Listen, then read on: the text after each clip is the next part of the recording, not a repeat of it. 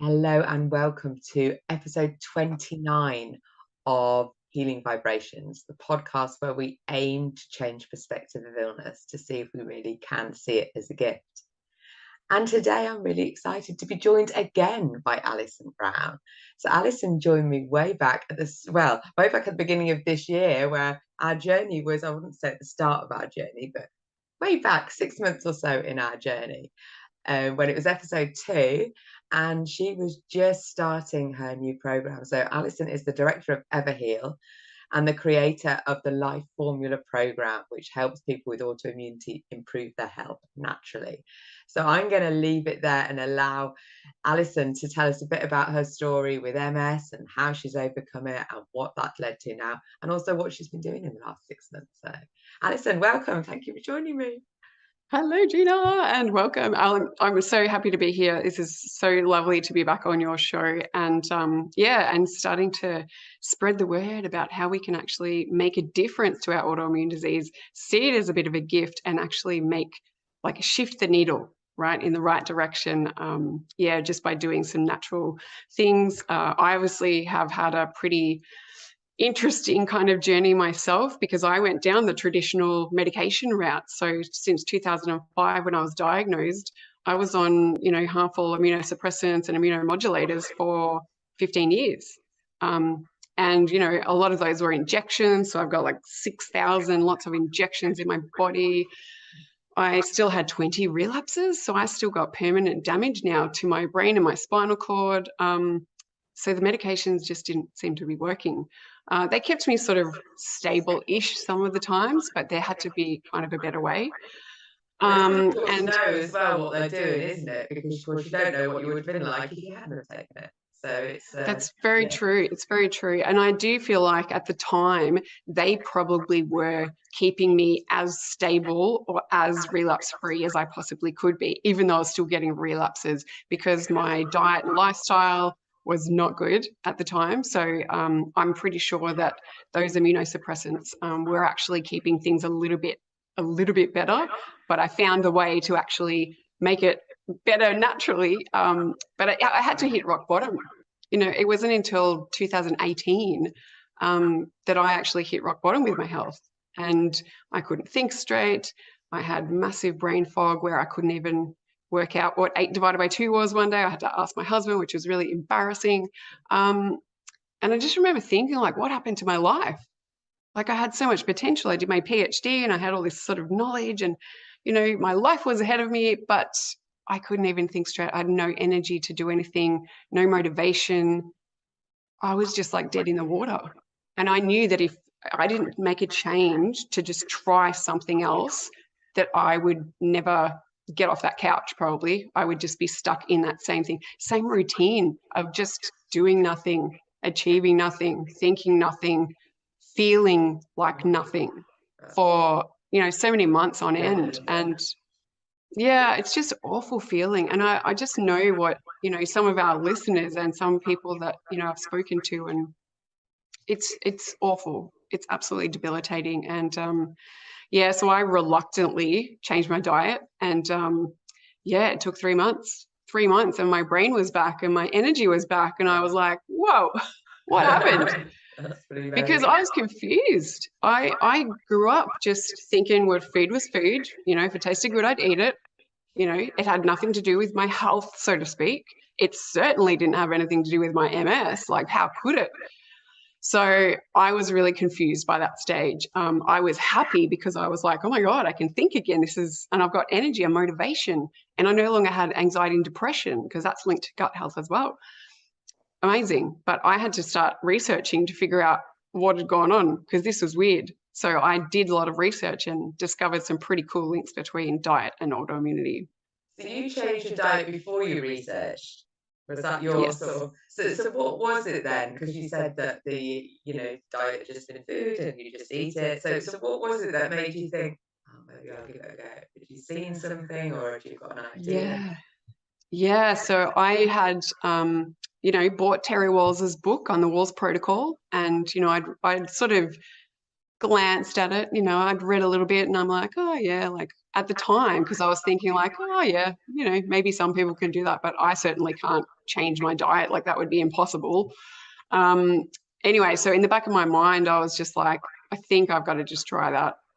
I did paleo after a lady at work actually brought in a cookbook and said, I think you should try doing this paleo diet. And I was reluctant, but she brought in this cookbook and she was like, let me know how you go and enjoy these recipes. And I was like, felt like I was obligated to. But at that stage, I had a really bad relapse where I had my usual steroid treatment. I didn't respond to that.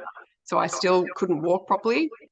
I actually had to get a process called plasmapheresis, which is a plasma exchange process, in the hopes that it might return my leg function. But they didn't know. They were like, that's all we've got. If that doesn't work, that's it. Wow. So I was in a pretty desperate state at that stage, and that's why I did change my diet back then. But I didn't research it. I didn't understand what I was doing. I just changed my diet. I had no idea that within the few years that I was doing it, for 4 years, I didn't have a relapse. Wow. I didn't have a relapse in 4 years, but I didn't realize that it was because I was eating healthy at the time. Because historically, I actually did, I looked back after I'd actually changed my diet and got better. I went, hang on a second, I did change my diet once before, and I did have a lot of relapses. I wonder if there's a link. And when I mapped it out, I actually noticed that I had all these relapses to begin with. Then I changed my diet, 4 years, no relapses.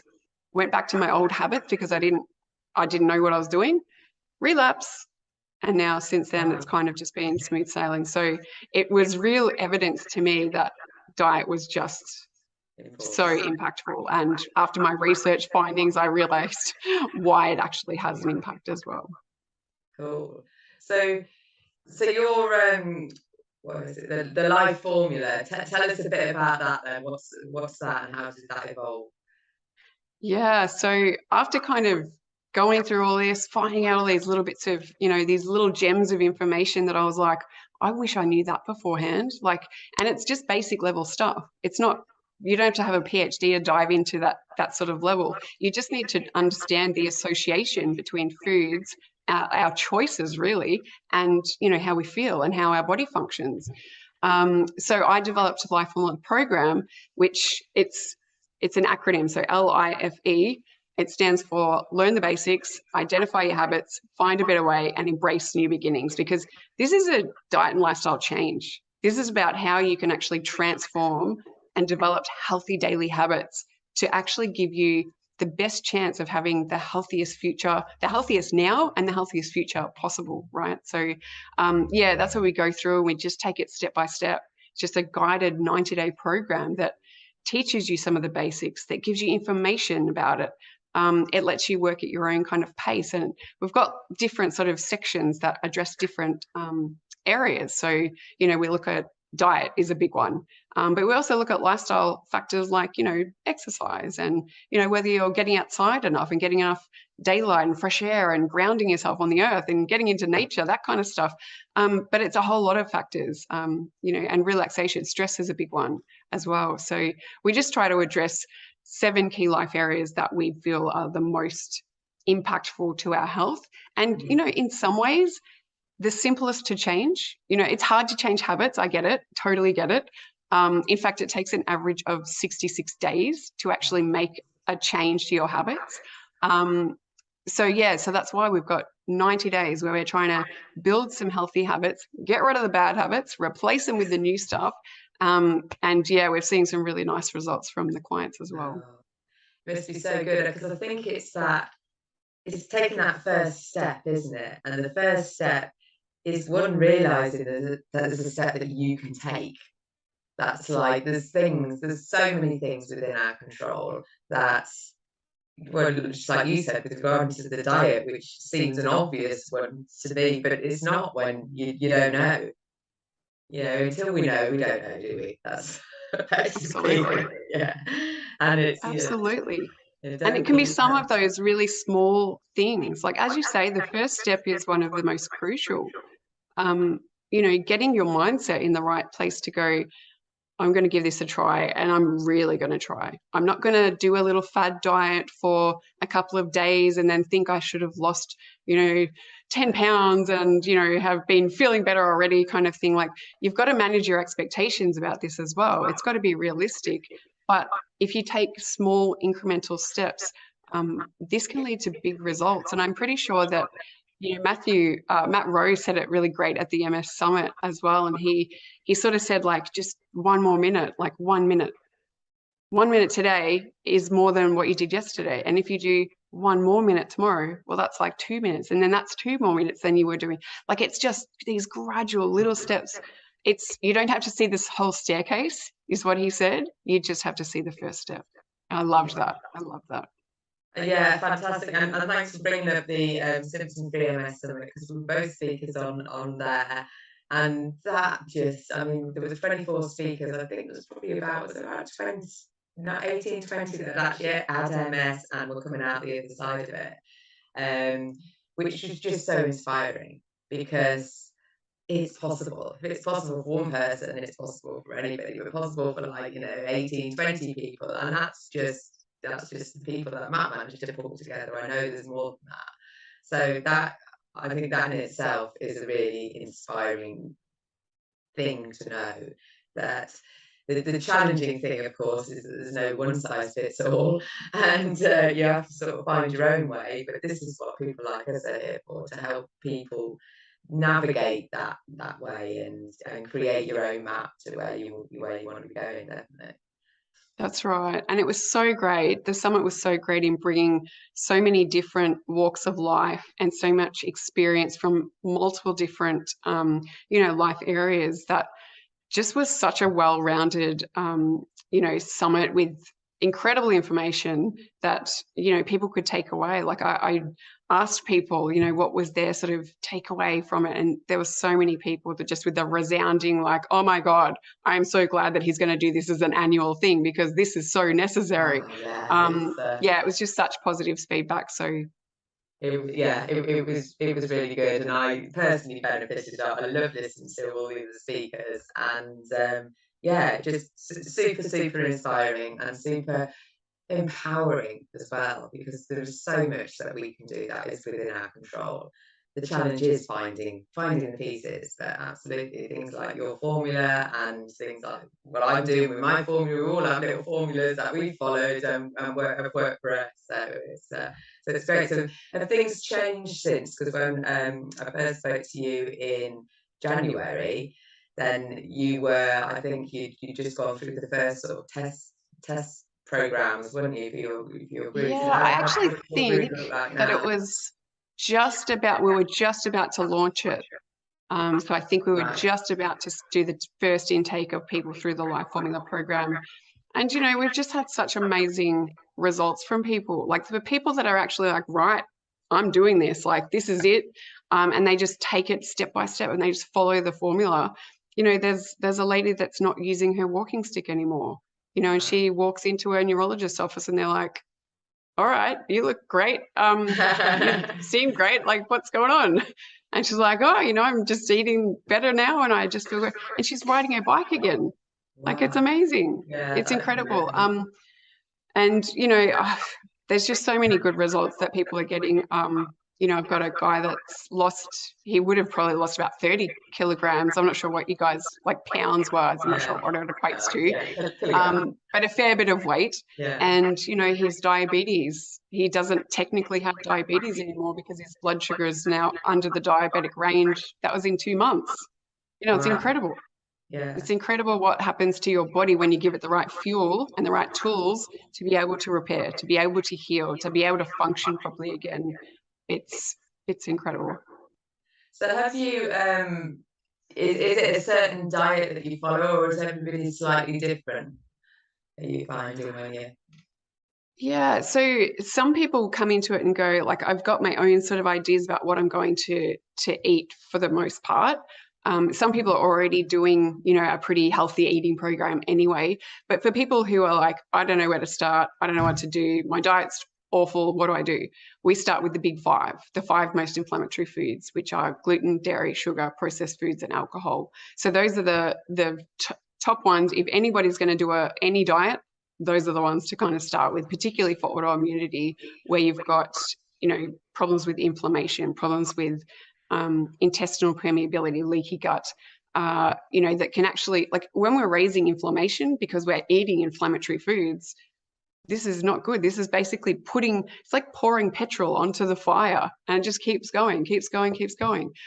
So that's where we usually start. However, I'm just about to, I'm working on currently, I must say, 3 new meal plans. So I'm going to do an autoimmune protocol, an AIP diet meal plan as well. A vegan meal plan and a FODMAP meal plan. So that'll be coming hopefully by the end of the year. I'll have a few new ones, but basically it'll take the principles of what we're currently doing and just refining it, because what you can find is that, if people have a lot of damage, or if people have a certain propensity to, have more of this bacteria or more of that bacteria in their guts, all of these different factors that make us individuals, it can mean that some people can't tolerate things like nightshade vegetables, for example. Now, these are considered to be, sort of gray area foods for autoimmune sufferers. Like some people can handle them fine, and other people have a real problem with them. Like they get really a lot of inflammation and, intestinal discomforts and stuff like that when they eat them. So, they're best to avoid those things, right? But it's kind of like start with the big 5 and then get more deep into it and go and refine it if you need to. Don't have to do like everything at once. You don't have to go full hog into, right, I can only eat salad. That's all I can eat because, I've been told I'm on this diet. It doesn't have to be that strict. You don't have to, dive into it that harshly. Start with the big 5. Start with one of the big 5 and then do that for a little bit. Because even taking sugar out, and I do remember actually, because sugar was one of your things, wasn't it? Yes. Yeah. And let's face it, sugar's probably one of most of our things. I've done a lot of sugar, and I still every now, I just want that brownie. Yeah. And has all the other things in it as well. So are you really strict with your diet now? What should have you eased off a bit? Is it? Yeah, look, I reckon I've sort of eased off a little bit in the sense that, like, I used to be just really strict, and if I went to anybody's house for dinner and, I would just bring my own food because I was like, I've got a strict diet and that's what I'm doing. Now I will actually, like, I know that my gut is in a really good space. Like I know that my health is actually in a pretty good area right now. I've worked on it for a few years. Like it didn't just happen overnight. Yeah. So I feel like now I can relax a little bit around it. Not crazy, but if I have if I go out for dinner, I will look at the menu and I will try to find the healthiest thing on the menu. I'm not just going to go out and go, wow, it's my free night. I'm just going to have whatever I want. I'm just going to gorge myself with it. I look for the best option that I can. But guess what? If it's got, a bit of gluten in it or a bit of dairy in it or something, it's not by choice. I don't want to be eating it. But if it's in there, I will have it. But as soon as I get back home, I'm like, right, I want to be on my diet again because I know that that's keeping me healthy. I just know it. Yeah. And actually, my client said the best call. He said, the results are more addictive than the sugar and the processed foods I used to be addicted to.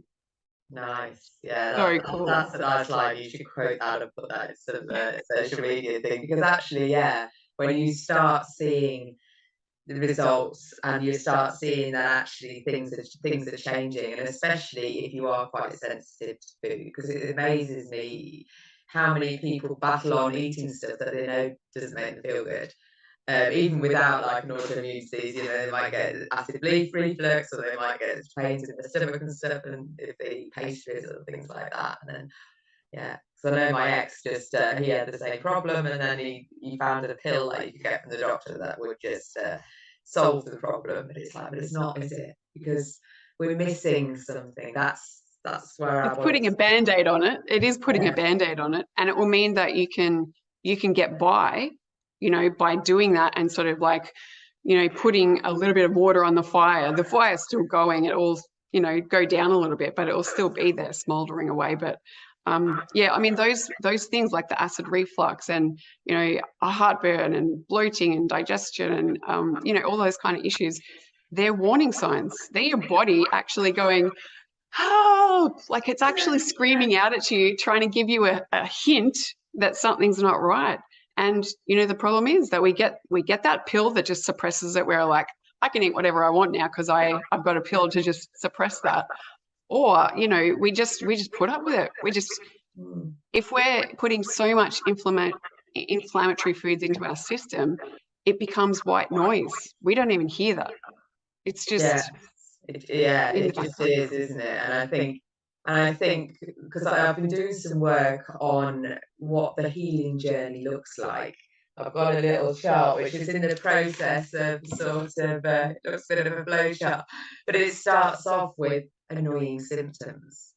And you know, whether that's like you said, a bit of acid reflux or a bit of a bad back or maybe you know, a little twinge in your leg, and then we've got this cycle of ignoring it and just letting it go and carrying on. And I liken it to the elephant in the room, and it gets to a point, especially if you've got a chronic illness, where you know you've been ignoring this knocking on the door, and then the elephant comes into the room and but it just does more than that when you've got a chronic illness or like MS. It'll sit on top of you and say, "Now ignore me.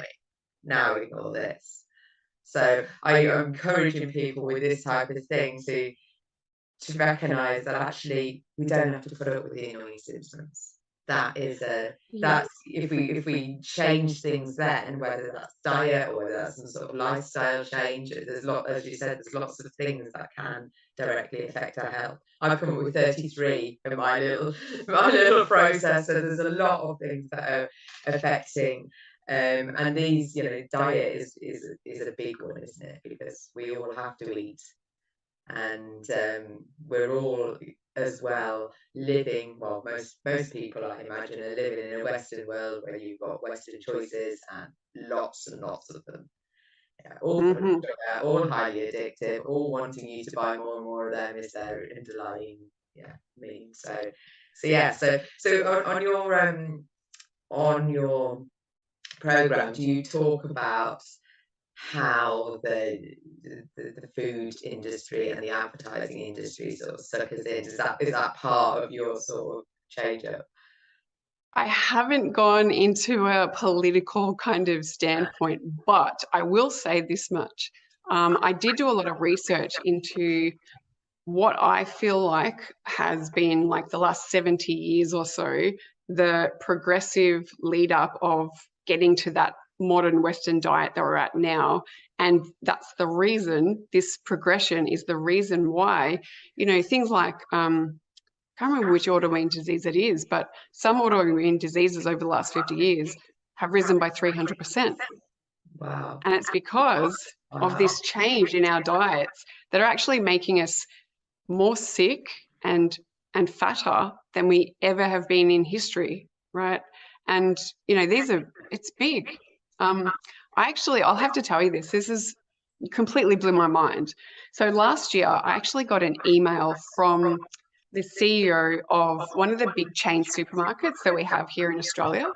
And he said, like, we are so proud to announce like that we've got your health as our number one priority. That's why we've removed, get this, 269 tons of sugar from our products. Now, he also went into the amount of fats and something else that they removed, but the sugar one is what stuck out in my mind, and I remembered that actual figure. But I was like, oh my God, one, this confirms that sugar is in everything. And two, I was thinking, well, how much did you leave in there? Like you must have left a lot in there. Because as you rightly pointed out, listen, the food giants know. They know 100% that sugar is biologically addictive to human beings, and human beings are the consumers of these foods. And therefore, if we buy them, we will pay them money, and we will keep paying them money to fuel our addictions. It's a very smart business model by them. It's a little bit cheeky, I must admit, but it's one of those things. And most of the time, we're actually got pharmaceuticals. I mean, the pharmaceutical industry has gotten really, you know, out of control, massive, because they're actually a little bit, don't they? That's absolutely right. I mean, the pharmaceutical industry are making drugs to actually counter the symptoms of the foods that we get addicted to and, that are ruining our health. So it's kind of like, it's a Yeah. whole, it's a whole big Well, political kind of statement if we wanted to go there, really. But yeah, I agree, but I think without necessarily going there, because we're not going to change the political or all the systems overnight, but it is recognizing that we can do a lot about it. Because I don't know about you when you got diagnosed, but I was certainly told there was nothing I could do about it. And then as we're discovering, there are lots that we can do about it, so much within our control. And as you rightly alluded to, changing your habits is no easy task. You said, what was it, 67 days, was it? Something like that. But an average of 66 yeah. days, yeah. So it could be much longer, and it just takes some dedication, doesn't it? And it takes some motivation, which is why having a coach and having a community of people that are working on the same path, I think is so powerful. So you find so all your work with groups, or do you one-to-one work as well? So we're part of the Everheal online community. So that's like a little community group. But what I do is one-on-one coaching each week. So we basically do a check-in, see how you're going, where did you succeed, where did you fail, what can you work on for next week? Just to make sure that, one, you're getting questions answered. Like, if you've got questions, I want to make sure that that you can get answers for them. And just that support, the guidance, because if you're doing it alone, I can tell you it's actually pretty hard.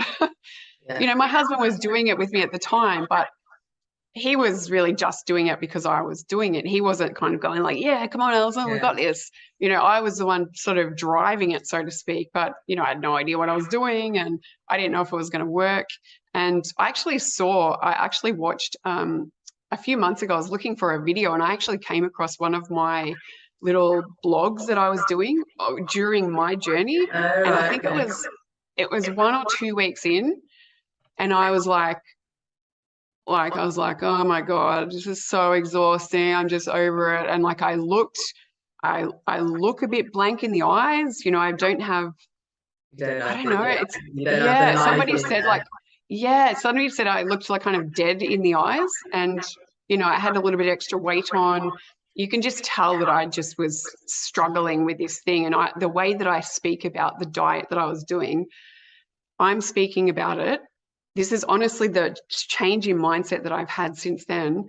Is I was honestly just going like, oh God, like I'm doing it for a few weeks and it's like, oh my God, how much longer do I have to do this for? That's what I was thinking, like how much longer do I have to suffer doing this for till I just get better and I can basically go back to my old ways. That's pretty much what I was thinking. Wow. Yeah. But it is a change up, and I think well, certainly my experience is it does change what you choose. So now if I've got a menu of things, even if you didn't have to worry about anything that I'm eating, what would I now choose? And it always now links on the things that I've got. Even baked beans used to be my favorite thing ever. That was my go-to food.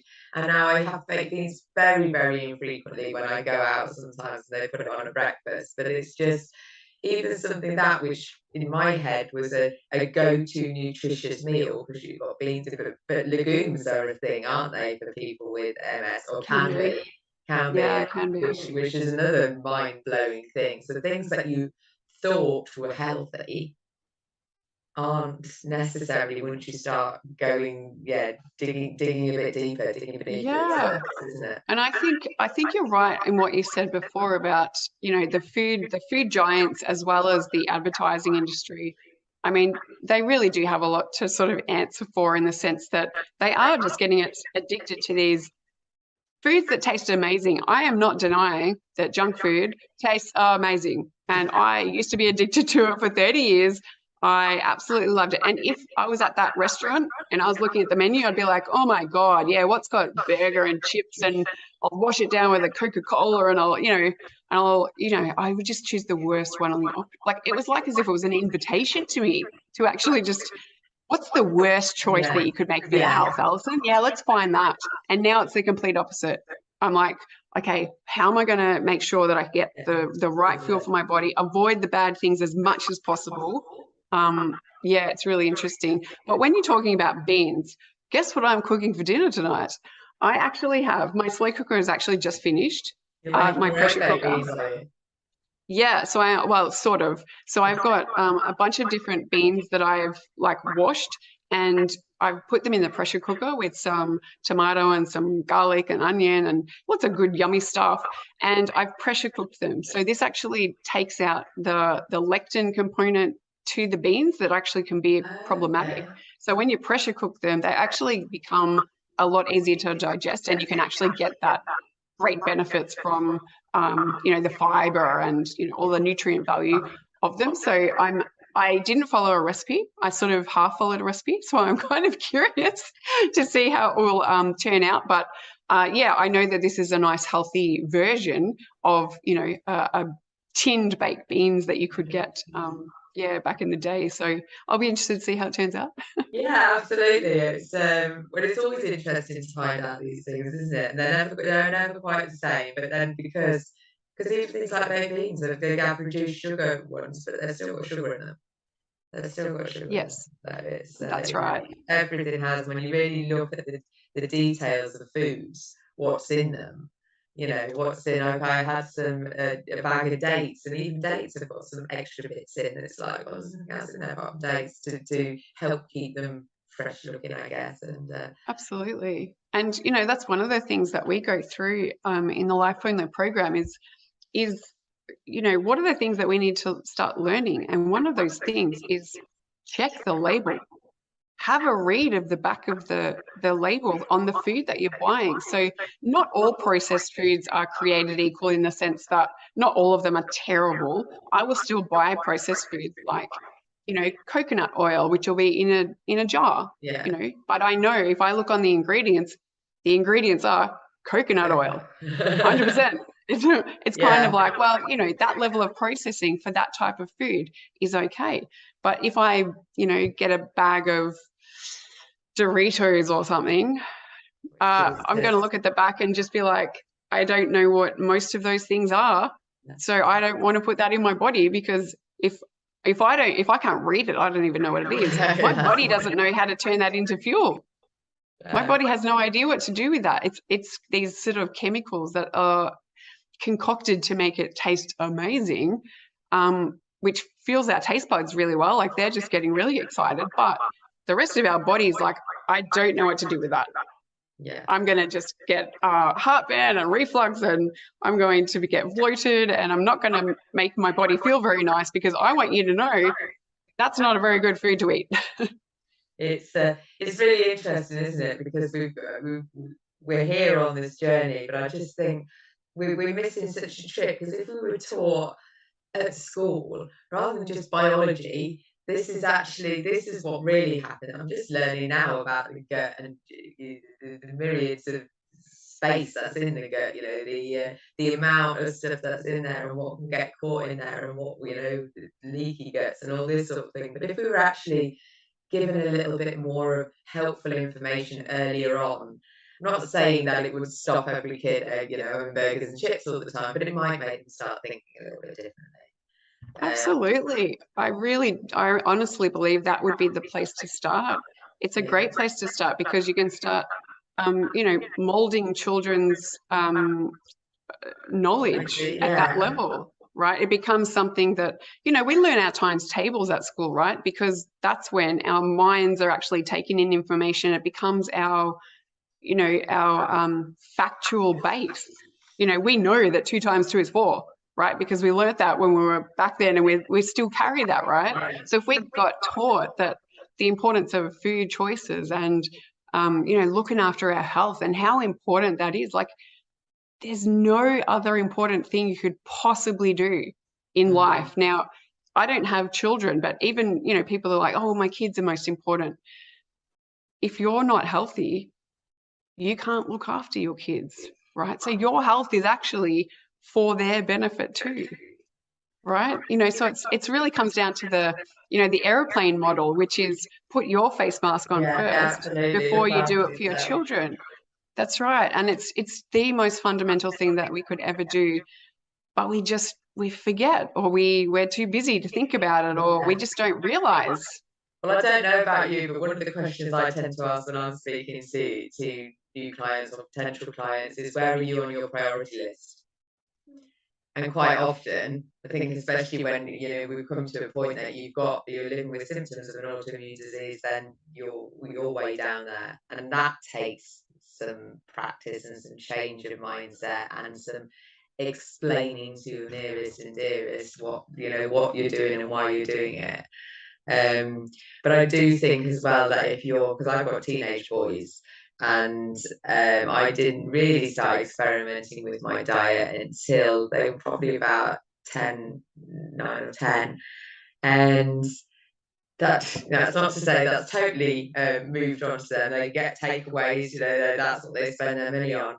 But I'm noticing it's just been over the last probably few months. And I think it's more of a laziness point than that. So if I'm going to cook it, so I'm saying, well, this is what I'm cooking. You can have some of this if you want. And they're like, yeah, okay then. So it changes. So that actually now they're having salads with me, and they're having roasted vegetables. That's one of my favourite things. And we're having interesting things because that's what I'm cooking, and I'm not going to make separate foods for you. If you want to do that, you can make it yourself. And it's like, oh, we don't want to do that. So it's quite interesting now that actually and my youngest one is started going to the gym, so he's starting to think a little bit more about it. It's more of a, they want to look nice, don't they? That's where it originally comes from. But even if that's the motivator that's going to get him thinking a bit healthier and avoiding, having lots of sweets, really, lots of sweets, lots of chocolate, lots of rubbish that doesn't add anything else. So if you're going to have something sweet, then have something that's made from nice foods, your good quality, not your cheap and nasty. If you're going to eat a cake, have a good cake that's made with love. Put some love into the food as well. I think there's a lot to do with it, and a lot of the things in packets, you just look at them, they don't even look like a cake, really. Yeah. And I guess, because I was addicted to junk foods and sugar for such a long time, and I never thought that I'd be able to kick the addiction because the addiction was so strong. I thought it was just too hard, that I would never be able to get past it. But what I discovered was that when I did the sort of method that I did, it took 2 weeks of feeling miserable, and my body detoxing, and those cravings will hit and everything. But once you get over that, you actually don't have dependency on it anymore, because what you've done is you've actually basically starved out the bad bacteria in your gut that actually feed off the sugar, right? So the good bacteria, they feed off the good stuff, like all the vegetables and everything. The bad guys feed off the bad stuff. And so when they're not eating sugar, we're not eating sugar, you're not fueling them, and then they starve out. They can't survive when they don't have fuel. That's the yuck feeling that you're going through. It's all the baddies like starving out and flushing away.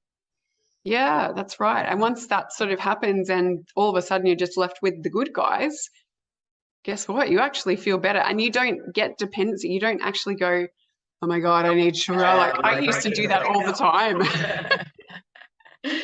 Especially after dinner.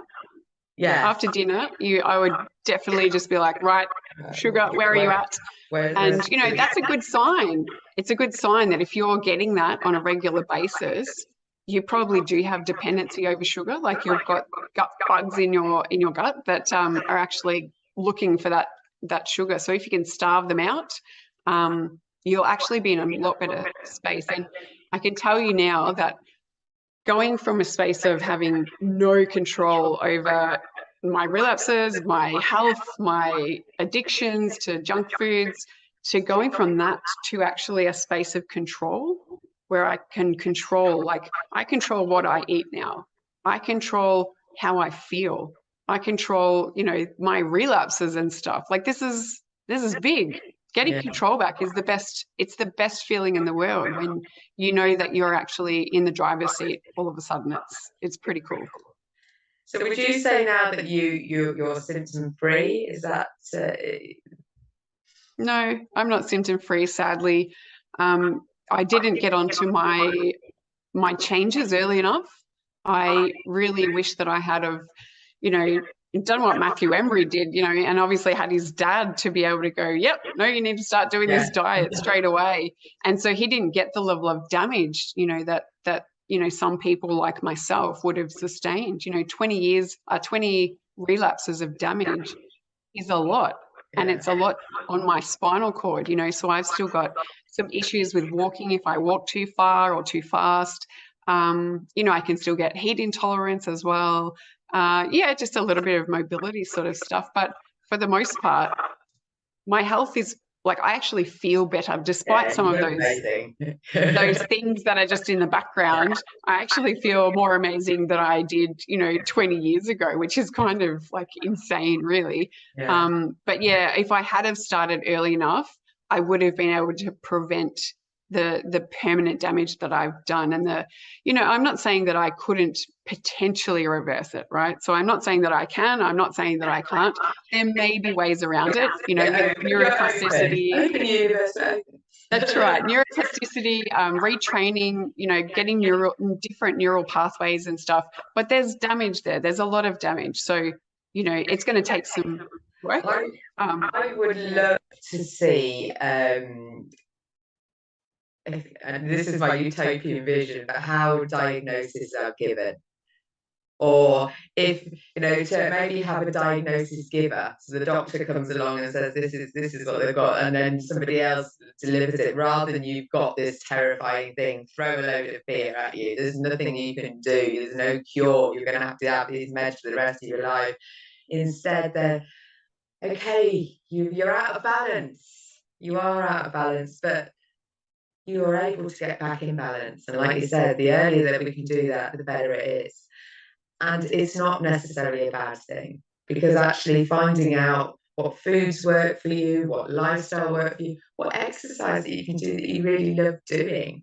There's always things, and we get so caught up in life the way it is, moving towards, well, I've got to get up every day, I've got to do the job, I've got to do the thing, and we don't think about it until we get a diagnosis that shocks our world, or we get so bad that we can't get out of bed, or and we don't have to wait till it's that bad.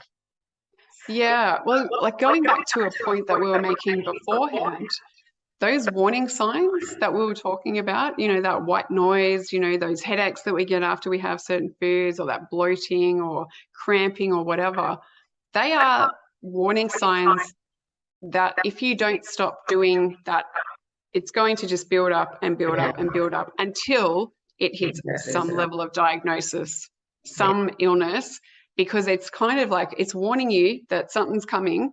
And if you don't actually make any changes, like, what I obviously didn't do, boom, you've got a combination, like the perfect storm of genetic factors and environmental factors that just create this illness.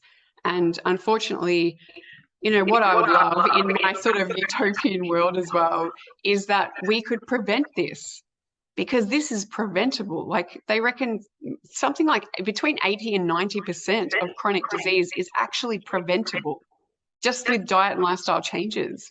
Like, that's massive. It probably all is, really, when you actually get to the crux of it. It probably all is.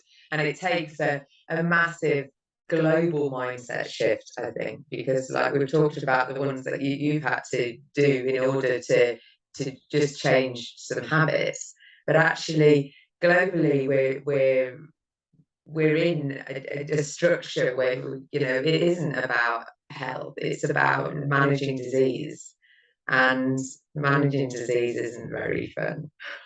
It's really That's hard. right. But I mean, we've got our priorities a bit wrong, right? We sort of just go to symptom management, which is pharmaceuticals, and we raise our farm animals in a really, cost-effective way, which is actually really destructive, and it's really harmful for us to eat because it's full of pesticides, antibiotics, and steroids and hormones and stuff like that. And doing that is actually, killing the planet. So it's actually a much bigger actual global issue. And I think that Dr. Mark Hyman actually talks about it. One of the best that I've heard, is that fixing our food problem actually fixes our global problem, like a lot of our global problems and our health problems, all in one. So we just have to, from somewhere from the top needs to come down to actually go, right, people, this is what we're going to mandate. If you're going to mandate something, mandate the use of no plastics, mandate the use of no sugar, mandate, do some things that are actually going to be good for our health. Well, and I think, well, people like us doing work like this and having conversations like this, I think, well, what can we do to change massive growth systems? I think this is, we just keep talking in this way, just to keep showing that there is another way, and it doesn't have to be that hard. And actually, there is a gift in it all, isn't there? I talk about, illness being a gift, and it feels like quite often the gift is given wrapped up in a whole load of shit, for want of a better word, and you're just looking at it and think, well, no, I'm not even going to unwrap that. But actually, once we can get through the layers and realise actually they're not as bad and smelly and as evil as they, well, if they are, they're gone then. They're unwrapped and they're gone. And then actually there is a gift inside. And for me, the gift is, self-belief, self-knowing, that knowing yourself on a different level, knowing that actually if you're going to eat that food, it's going to make you feel bad. So then you've got an informed choice rather than just, I'm reaching for the chocolate because that's what I do every day at 3 o'clock or whatever. Yeah. And it's that self-care too, like prioritizing you and not just putting up with, our environment or our, what we get taught is like, well, that's not that unhealthy. Like, surely you can have that. It's retraining us to sort of just look after ourselves. And, I definitely have the mantra of being that, I believe that happiness is the meaning of life. I really do. And I think that we're put on this earth to actually experience happiness and to share happiness with others as well. And, if we can achieve that on a small basis, on an everyday basis, like, that's what it's all about. And looking after ourselves makes us feel good, makes us feel happy, releases that dopamine, releases those endorphins. Yeah. This is actually, it's all interlinked. It's all interlinked. And I think that because it's something that I've started doing recently, because I still have a lot of mobility issues, and my legs are heavy, and so I've just trying to have this conversation with your body, and it's not easy. I talk about it like, just talk to your body and tell you what it needs. It's like, so I'm still very much working on that. It hasn't been as an obvious solution for me. But even just taking a little bit of time and giving my legs a massage, and it does not feel nice. It's like it takes as long as you want to take, but you can do it in, a couple of minutes, and just giving a part of your body that little bit of love and attention, because our bodies carry us through every day, whether they're doing a fantastic job and you're running through the fields, or whether you're almost dragging them around from the wheelchair to the toilet and back again. They're still moving us about, aren't they? They're still doing all this stuff. They're still doing their best anyway. Some do it better than others, but they're trying. Our bodies are always trying to do the best by us. I liken it a bit like it's like we're the CEO of our own. So I'm the CEO of Gina Dallison, and that includes, the things that I want to do, my ambitions, my dreams, and all that stuff. But it also includes the vessel that I'm going around in. And the same thing, I think we've used the analogy of the car thing before as well. If you don't service your car, and when it's got a bit of a grumble, go and get it sorted out, then it's just going to conk out, isn't it? At some point, you're going to, halfway down the motorway, you're going to be like stuck there. Yeah. Done. And it's the same thing for our bodies. So if we're able to talk to our bodies in a way that we would be as if we were the CEO. So, it's a massive, great organisation, isn't it? But, how does the CEO get in touch with the minions that are doing the work, the feet that are walking on the ground, the hands that are picking up things, your heart that's beating every day? And it just takes a little bit of, for me anyway, just sitting in quiet and just saying, I'm listening. I'm still learning. I'm still not hearing big booming voices, but it's trusting that actually we are all connected. We do know what's best for us. and that I think is bigger than that's what we need to be learning. It's like I never realized, like, I always thought that I was just dealt a really unlucky hand and that I just got the broken body of the family sort of thing. I've got two siblings that, are quite fit and healthy, and, I just got the broken one. So every Christmas I'd, ask Santa for a new body and he'd never deliver it to me. But I just thought it was just bad luck. And I never realized the power that I actually had in my own hands to make changes, to actually take that step and be the CEO and actually take back control. Like, I never knew that was a possibility. And so I think when people start broadening their outlook on, that, we sort of just blame our bodies when it's not working properly. We're like, no, come on, body, like, get your stuff together. But, when we actually start really looking after it and feeding it what it needs, like fueling our body with what it needs to actually be at its best. Because you know what? It's meant to function perfectly well, right? And if we actually do the right thing by it, it actually does. It functions perfectly well. It's just that we sort of muck it up and we don't conscious about these choices that might actually impact its functioning level and until it gets too late. But it's amazing the power that we do have. We do. We're coming to the end of an hour talking to you again. So it's always a joy talking to you because it's just so inspiring how much that we can do and how and just looking at how healthy and vibrant and energized you look is just incredible. So I like to end with just a little mindful exercise. Have you got a suggestion that you follow through, or shall we just go in line with this? Just listen to the body. Have you got a I don't do a specific meditation. I suppose I look for people like yourself for guidance when it comes to meditations, or I'll go with an app for guided meditation. So I'm happy to take your direction, but it sounds like a lovely thing to end on. Definitely. And I think silence is such a powerful space to be, because when we're in silence, thoughts go in, thoughts disappear. And I think with silence, I'm going to take you through a couple of breaths, because when we take some deep breaths and when we breathe through our nose, because if we breathe through our nose, what is that telling our body? We've got time to take a deep breath and then gently, and if we can allow the breath out even slower, and that just slows down your heartbeats, it slows down your nervous system, and it allows your body to do what it needs to do.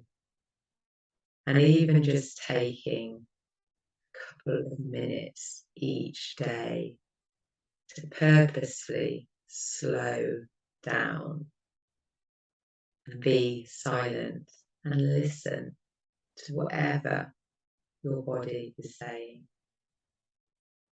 Take a nice big deep breath in.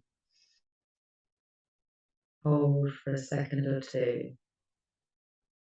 And then gently and slowly release your breath.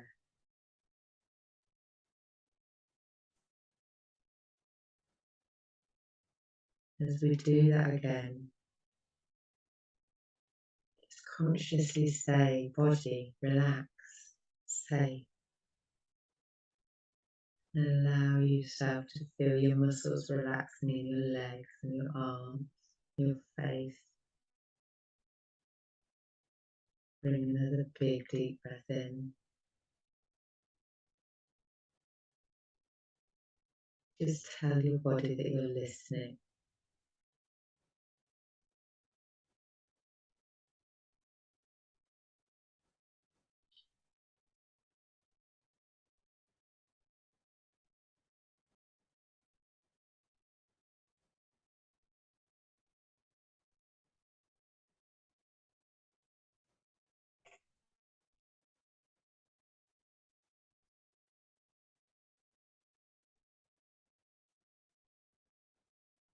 And in that quiet, relaxed space, notice where your body's drawing your attention. within your head, your ears, shoulders, your back, your arms, your chest, your legs, bottom of the feet.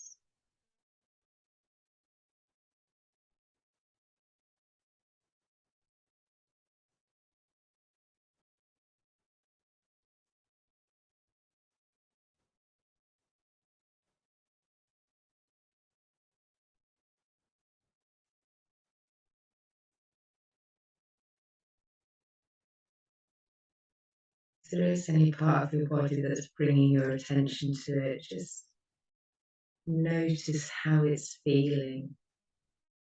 Consider how you would describe that thing if you got tingling in your feet. What does that feel like? Allow your feet to tingle. Allow your head to ache if it aches. What does that actually feel like? Then in just space of 5 minutes like we've just done, body is able to get into a space where it can repair and it can look at what's any maintenance that's needed. You'll know that if you ever cut your finger, your body will repair it. You don't have to do very much. You might need to have to stem the bleeding a little bit for a while. But before long, it's just working its magic. So bring in a little bit more silence and conscious breath into our days will allow our bodies to do that maintenance and repair that our busy days don't necessarily give it time for. Take another big deep breath in and allow that peace and harmony to just radiate through your whole body. And when you give your feet and your fingers a little wiggle, maybe a little stretch out, then open your eyes. Mm-hmm. Oh, that was wonderful. So, Allyson, thank you so much. We've said I've shared in the links to your pages, your program. So it's everheal.com, and you're on Facebook. My website is currently down at the moment. Okay. Like it's actually sort of infected. I think there's been hackers that's gone into it. So it's currently sort of under rest and repair. Yes, I think it needs to meditate for sure. Yeah, so it's been down for a little bit, but you can definitely contact me on Facebook or join my free Facebook group, which is at facebook.com/everheal/autoimmune diet. Right, I should put that in the link as well so people can connect with you easily. And yeah, and thank you so much for sharing more of your journey. And I'm sure we'll talk again further down because this is, it does feel like it's a movement. It feels like as we're gathering more and more people that are finding their own little ways, everyone's slightly different but similar, that actually, healing is possible. We don't have to look outside. We've got it all in here. We can all do it. And we don't have to do it alone. There's a lot of people that can share this with each other and help each other too. Yeah, I think there's something in that, isn't there? Definitely, when we're here in this space doing this stuff because we love it and we love watching people take ownership of their own life, becoming the own CEO of their own self, of all parts of them. So yeah, it's good work. And absolutely. Yeah. I love it. Thank you so much. Thank you for having me again. And yeah, I'm sure we'll catch up again soon. Thank you very much. See ya.